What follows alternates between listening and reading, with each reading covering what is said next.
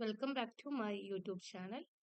മക്കളെ, നമ്മൾ ഇന്ന് പഠിക്കാൻ പോകുന്നത് ഫസ്റ്റ് യൂണിറ്റ് ആയിട്ടുള്ള ട്രയൽസ് ആൻഡ് ട്രൈംസിലെ സെക്കൻഡ് ചാപ്റ്റർ ആണ് എടുക്കാൻ പോകുന്നത്, ഇൻ ദ ആറ്റിക്. ഈ ചാപ്റ്ററിന്റെ ബാക്ക്ഗ്രൗണ്ട്, അതുപോലെ തന്നെ ഈ ചാപ്റ്ററിന്റെ each and every line and every word മീനിങ്ങോടുകൂടി നമ്മൾ വായിക്കാൻ പഠിക്കുന്നതായിരിക്കും ഈ ക്ലാസ്സോടുകൂടി. ഇൻ ദ ആറ്റിക് എന്ന് പറയുന്ന ഇതൊരു കഥയല്ല, ഇത് യഥാർത്ഥത്തിൽ നടന്നിട്ടുള്ള ഒരു സംഭവമാണ്. ഇത് എഴുതിയിരിക്കുന്നത് ലാഡിസ്ലോ സ്പിൽസ്മാൻ ആണ്. നമുക്ക് എല്ലാവർക്കും അറിയാം.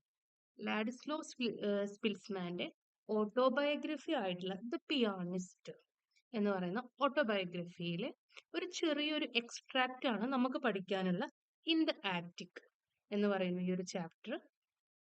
നമ്മൾ പറയണ്ടായി, ഇത് ഇദ്ദേഹത്തിന്റെ ഓട്ടോബയോഗ്രഫിയാണ്, അദ്ദേഹത്തിന്റെ ലൈഫിൽ നടന്നിട്ടുള്ള ഒരു സ്റ്റോറി തന്നെയാണ്.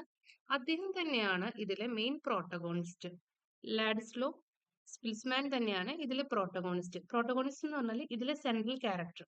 അപ്പൊ ഇത് വലിയൊരു ബുക്കിലെ ഒരു ചെറിയൊരു ഭാഗമാണ് നമുക്ക് പഠിക്കേണ്ടത്. അതുകൊണ്ട് തന്നെ നമ്മൾ ഈ ചാപ്റ്റർ തുടങ്ങുന്നതിന്റെ മുമ്പായിട്ട് അതിന്റെ കുറച്ച് ബാക്ക്ഗ്രൗണ്ടും കുറച്ച് ഡീറ്റെയിൽസും ആദ്യം ഞാൻ പറഞ്ഞുതരാം.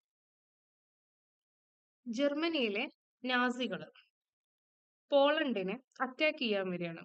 സെപ്റ്റംബർ 1, 1939 സംഭവം നടക്കുന്നത്. നമ്മുടെ വേൾഡ് വാർ സെക്കൻഡിന്റെ ടൈമിലാണ് ഈ ഒരു സ്റ്റോറി നടക്കുന്നത്. സ്റ്റോറിയിലെ ഈ ഒരു കഥ നടക്കുന്നത്, ഈ ഒരു സംഭവം. അപ്പം അങ്ങനെ വേൾഡ് വാർ സെക്കൻഡ് സ്റ്റാർട്ട് ചെയ്യാണ്. അപ്പൊ ഹിറ്റ്ലറിന്റെ ലീഡർഷിപ്പോട് കൂടിയിട്ടാണ് ഈ വാർ സ്റ്റാർട്ട് ചെയ്തിരിക്കുന്നത്. ജർമ്മൻ നാസി പട്ടാളം എങ്ങോട്ടേക്ക് വരികയാണ്?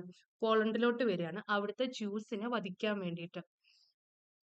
നാസികള് നമ്മുടെ പോളണ്ടിനെ അറ്റാക്ക് ചെയ്യാൻ വരുന്ന സമയത്ത് പോളണ്ട് ഒരിക്കലും അതിനു വേണ്ടി അങ്ങനെ ഒരു ആക്രമണം വരും എന്നുള്ളൊരു ചിന്ത പോലും അവർക്കില്ലായിരുന്നു. അവർ ഒട്ടും പ്രിപ്പയർ അല്ലായിരുന്നു, അവരുടെ ആർമി. അപ്പൊ അതുകൊണ്ട് തന്നെ അങ്ങനെ ഒരു ആക്രമണം അവർ പ്രതീക്ഷിച്ചിരുന്നില്ല.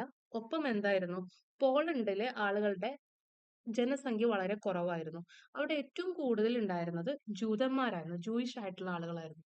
അപ്പൊ ജൂയിഷിനെ കംപ്ലീറ്റ് അവിടുന്ന് മാറ്റുക എന്നുള്ളത്, അല്ലെങ്കിൽ ആ ഒരു ജൂയിഷ് എന്ന് പറയുന്ന ഒരു കമ്മ്യൂണിറ്റി, ആ ഒരു മതത്തിൽപ്പെട്ട എല്ലാ ആളുകളെയും വധിക്കുക എന്നുള്ള ലക്ഷ്യത്തോടു കൂടിയിട്ടാണ് നാസികൾ പോളണ്ടിനെ ആക്രമിക്കാൻ വരുന്നത്, ജൂതന്മാരെ ആക്രമിക്കാൻ വരുന്നത്.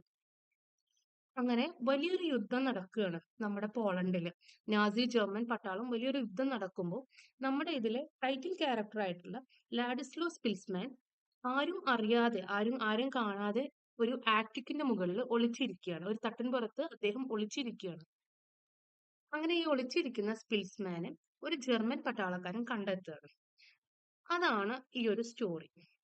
അങ്ങനെ അതിനുശേഷം ഈ ഒരു ജർമ്മൻ ഓഫീസറും നമ്മളുടെ സ്പിൽസ്മാനും തമ്മിലുള്ള ഒരു കണ്ടുമുട്ടിയതിനു ശേഷം വരുന്ന ഒരു സ്റ്റോറിയാണ്. കണ്ടുമുട്ടിയതിനു ശേഷം വരുന്ന ഒരു ഇൻസിഡന്റ് ആണ് നമുക്ക് പഠിക്കാനുള്ളത്. ഇത്രയും കാര്യങ്ങൾ ഓക്കെ ആണെന്ന് വിശ്വസിക്കുന്നു. നമുക്ക് എന്ത് ചെയ്യാം, നേരെ ചാപ്റ്ററിലോട്ട് കിടക്കാം.